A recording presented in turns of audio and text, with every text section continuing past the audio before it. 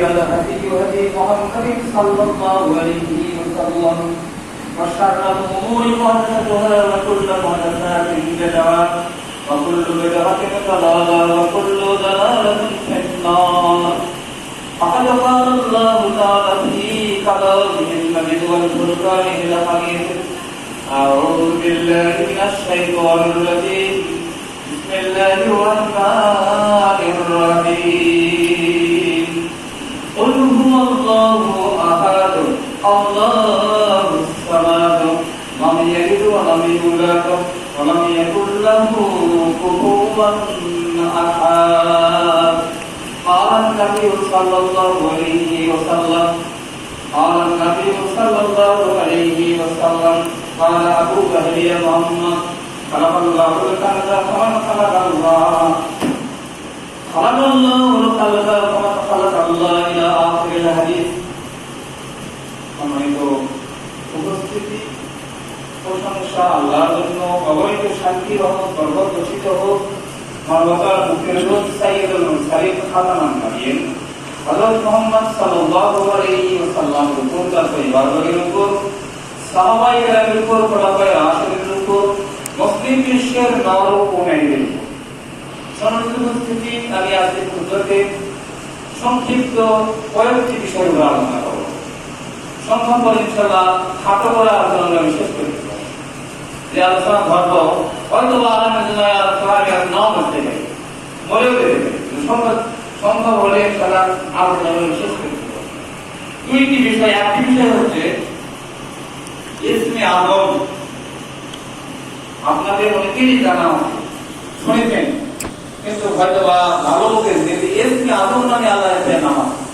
ইসমে আযম আল্লাহ রাব্বুল আলামিনের নাম কে রাখবেন? আল্লাহর নাম হলো 99টি। রাসূলকে বলে দিলেন ইন্নাল্লাহা তাআলা তিসআতুন ওয়া তিসঈনা ইসমান ইল্লা মিয়াতান ওয়াহিদা। আল্লাহ নবী বললেন যে ইন্নালিল্লাহি তাআলা তিসআতুন ওয়া তিসঈনা ইসমান ইল্লা মিয়াতান ওয়াহিদা। আল্লাহর 99টি নাম আছে। 99টি নামের মধ্যে ইসমে আযম একটি নাম আছে, যে নাম এত গুরুত্ব, যে নামে এত গুরুত্ব। আর আসলে এর খুতবা আমি দিব, আপনারা নোট করবেন, এটা গোটা পৃথিবীতে যাবে। এই খুতবাগুলো আনাইতে আমি আপনাদের বলুন ছিলাম। কেন বলছিলাম? সংখ্যা লঘু ছিলাম আমরা। সংখ্যা লঘুর কারণে আমরা হক কথা বলতে পারিনি। হক কথা বললে হয়তো আমরা হয়তো বলতে পারিনি। এখন হক কথা বলতেছি আমরা, কারণ হক কথা বলতে কোরআন এবং সুন্নাহ। হকের কথা হচ্ছে কোরআন এবং সুন্নাহ। আল্লাহ রাব্বুল আলামিনের যে 90টি নাম রয়েছে, ভালো করে বুঝতে শুনবেন, তাহলে শোনাই নয়, মৃত্যু পর্যন্ত মনে রাখবেন, এটাই সঠিক। এর আগে একটা কথা বলি, কালেমা লা ইলাহা ইল্লাল্লাহ এর হায়াত কত? লা ইলাহা ইল্লাল্লাহর হায়াত কত? আল্লাহ রাব্বুল আলামিন আদমকে সৃষ্টি করার পরে তাকে লা ইলাহা ইল্লাল্লাহ দিলেন। এখন আদম সাহেবের প্রথমে আদ লা ইলাহা ইল্লাল্লাহ এখনো আছে না, কম বেশি হবে? একটু মৃদু কথা বলবেন আপনারা, তোমার কিন্তু যে কথা বলবেন সামান্য ছোট করে। আল্লাহ আদম সাহেব সৃষ্টি করার পরে একটা কালেমা দিলেন, লা ইলাহা ইল্লাল্লাহ। এই কালেমা দেওয়ার পরে মুফাসসিরগণ বলেন যে 1,24,000, 2,24,000 লাইক হোক, কম হোক আর বেশি হোক, কোন নবীর কাছে তো কালেমা বদল হয়নি, বদল হয়নি। লা ইলাহা ইল্লাল্লাহ আছে, আজও আছে, কিয়ামত পর্যন্ত লা ইলাহা ইল্লাল্লাহ থাকবে। কিন্তু সব নবীরা বলে লা ইলাহা ইল্লাল্লাহ আদম সফিউল্লাহ, এরকম কথা বলতো। লা ইলাহা ইল্লাল্লাহ নূহ নবিউল্লাহ, লা ইলাহা ইল্লাল্লাহ মুসা কালিমুল্লাহ। যা এইভাবে কথা আসতেছিল। এখন কথা হচ্ছে লা ইলাহা ইল্লাল্লাহ মুহাম্মাদুর রাসূলুল্লাহ। আমাদের নবী হচ্ছে মুহাম্মাদুর রাসূলুল্লাহ। তাহলে এই যে লা ইলাহা তো আজ থেকে আদম সালাম পর্যন্ত কত নবী আসছে, সব নবীর উপরে লা ইলাহা ইল্লাল্লাহ বদল নেই। তো আমাদের নবীর যে শরীয়ত, এখন সব নবীর উপর রাখতে পারি। আল্লাহ লিল্লাহি দিনুল খালিস, আদম আলাইহিস সালামের শরীয়ত বাতিল, নূহ আলাইহিস সালামের শরীয়ত বাতিল, এক কথায় ইব্রাহিম সালামের শরীয়ত বাতিল। ইব্রাহিম সালাম কিন্তু মুসলিম জাতির পিতা, মাকানা ইব্রাহিম ইয়াহুদিয়ান ওয়া নাসারানিয়ান ওয়ালাকিন কানা হানিফান মুসলিমা। ইব্রাহিম আলাইহিস সালাম মুসলিম জাতির পিতা ইব্রাহিম আলাইহিস সালাম, কিন্তু এখন আর চলে না। এখন চলে না মানে নবী মুহাম্মদ সাল্লাল্লাহু আলাইহি ওয়াসাল্লাম আসার পরে সব শরীয়ত কাটি। এখন আল্লাহ সাল্লাম তো হচ্ছেন আবুল আনবিয়া, আল্লাহ সাল্লাম হচ্ছেন আবুল আনবিয়া, যেটা বলা হয় আবুল আনবিয়া, নবীদের পিতা। পৃথিবীতে যত নবী আসছে সব নবীর পিতা আল্লাহ। তো এখন আল্লাহ সাল্লামের আইন কাটি, শরীয়ত কাটি, মুহাম্মদ সাল্লাল্লাহু আলাইহি ওয়াসাল্লামের শরীয়ত আল্লাহ সাল্লাম দিয়েছে।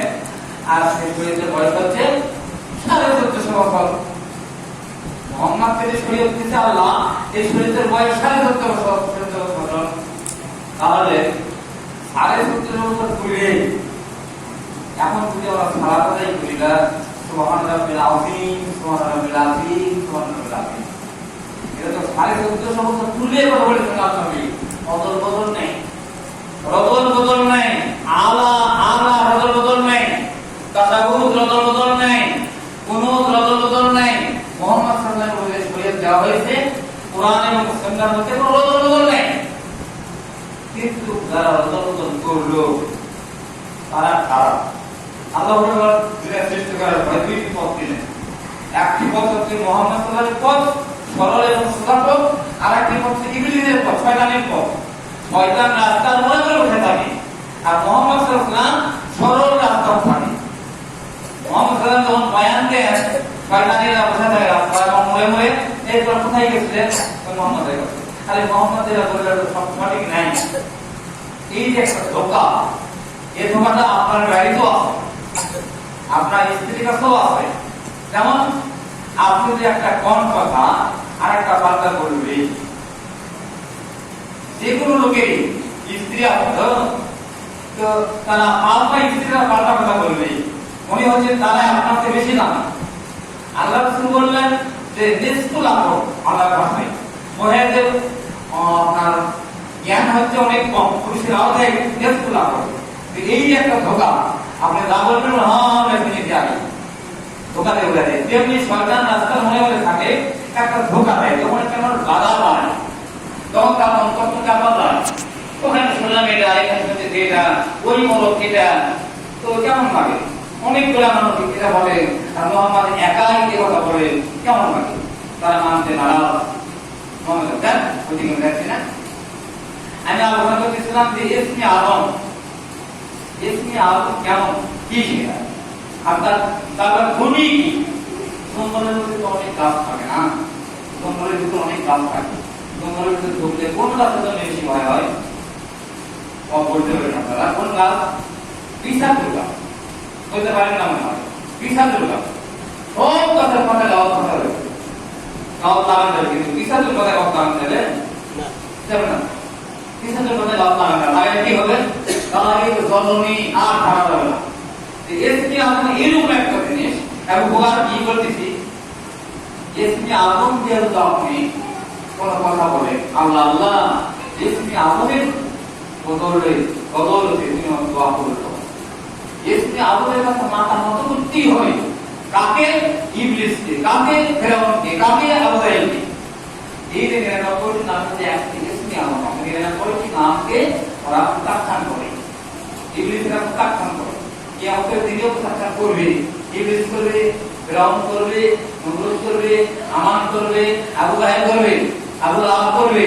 কিন্তু ইসমে আযমের কাছে তারা মাথা নত তাদের করতে বলে। আর ইসমে আযমের কাছে তারা মানবে না, এমন গাছের মধ্যে গেলে বাবা বিশাল গাছের জন্য ভয় করে, ওখানে গেলে তারা ভয় করবে। ইসমে আযম এত বড় একটা। তো ইসম শব্দের অর্থ কি? ইসম শব্দের অর্থ হচ্ছে নাম। আযম মানে হলো বড় নাম। এই বড় নামটা কার? বড় মানুষের। আরেকটি আলোচনা হচ্ছে যে ইমাম আযম। ইমাম আযমকে, মানুষের মধ্যে ইমাম আযমকে, এরকম তো বড় নাম। এই পৃথিবী এখন কার? এই পৃথিবী কার আইনে চলতেছে? আল্লাহ। ইসমে আযমের আইনে চলতেছে। কে চালাচ্ছে? হযরত মুহাম্মদ সাল্লাল্লাহু আলাইহি ওয়াসাল্লাম। পৃথিবীর কোন মানুষ আপনার ইমাম আযম নয় বলতেছি। ইসমে আযম হবে আল্লাহর কর্তৃত্ব। তো আল্লাহ, রেজেক্টটা আল্লাহ, বিধানটা আল্লাহ, সব কিছু আল্লাহ। কিন্তু আল্লাহকে মানুষ মানে না। কেন মানে না? তারা ইসমে আযমের কাছে মাথা নত করে। কি আমাদের দিনে লাভ হবে না। ইসমে আযমের কাছে মাথা নত করে লাভ হবে না। সেই মানুষ মৃত্যুর পরে যদি